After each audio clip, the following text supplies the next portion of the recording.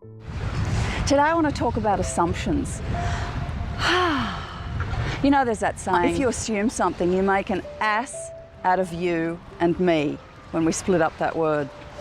But I'd like to say that we can make empowering assumptions, and that's some of the ones that I'd like to offer today, some really empowering assumptions. There's a common assumption that happens in relationship with men and women, and I'm going to just offer it as an example of an assumption that creates, that is disempowering. Now, sometimes when a woman vents or when a woman expresses her emotion, she can sound really, really passionate. She can start getting high energy, and she's just expressing that passion that she feels inside, or she's just expressing that energy that she's got coursing through her body. And a man, in his assumption, can often assume that she's yelling at him or that she's angry at him. Now, this is so far from the truth, but let me tell you what happens. When a man assumes that a woman is yelling at him or angry at him, after the first time, well, we sort of like, you know, we can let that go. After the second time, he's still assuming that we're yelling at him, angry at him. We're just telling him, look, I've just got these things I just want to say. It's got nothing to do with you. After the second time, we can let it go. But after the third time, we start getting angry at him, and we might start getting louder than we were before. So that is how a disempowering assumption can create. So just a general example. Don't take it too seriously, just a general example. That's pretty common in the world these days. So I'd like to offer some empowering assumptions. First assumption we can have around that is, this person loves me just as much as I love them. This person has feelings just the same way that I have. This person has the occasional issue just like I have.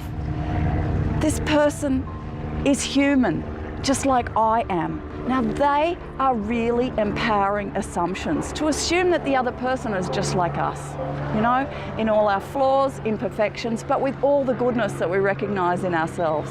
So there's a way to turn a negative assumption or a disempowering assumption into an empowering one. There's also some other assumptions that we sometimes commonly have about the world and about life itself. So let me just offer the empowering ones to you.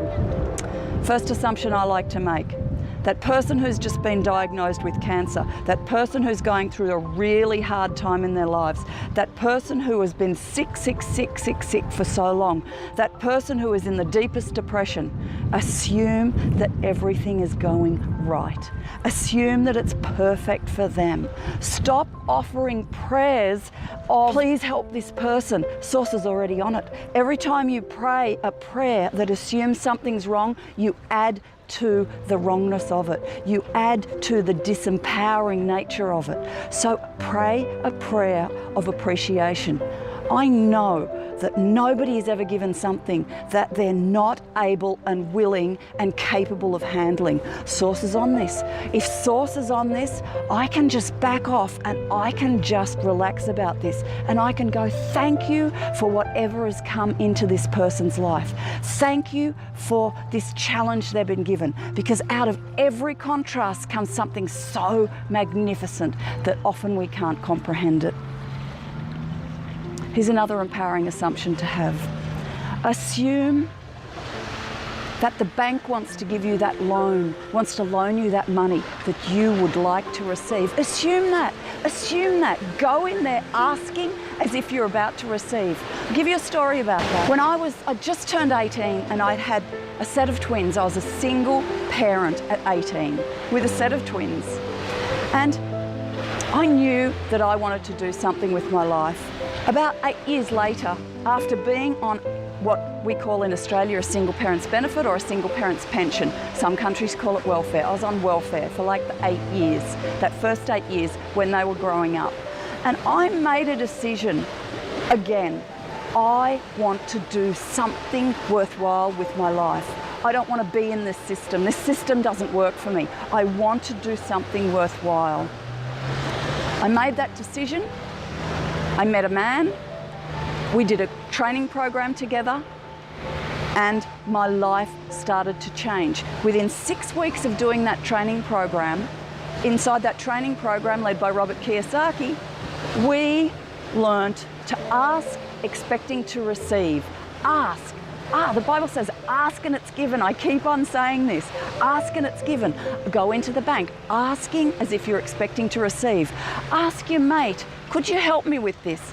Expecting to receive. Don't go in there asking, oh, I don't suppose you could help me with this, in that negative way. Ask, expecting to receive. Ask your children as if you're expecting to receive.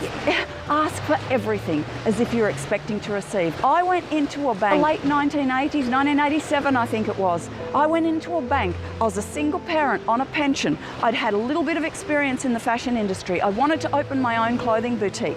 I went into that bank, the first bank, the only bank that I'd ever had any interaction with. I took in a plan. I just loved business. I just loved it with a passion. So I had a plan.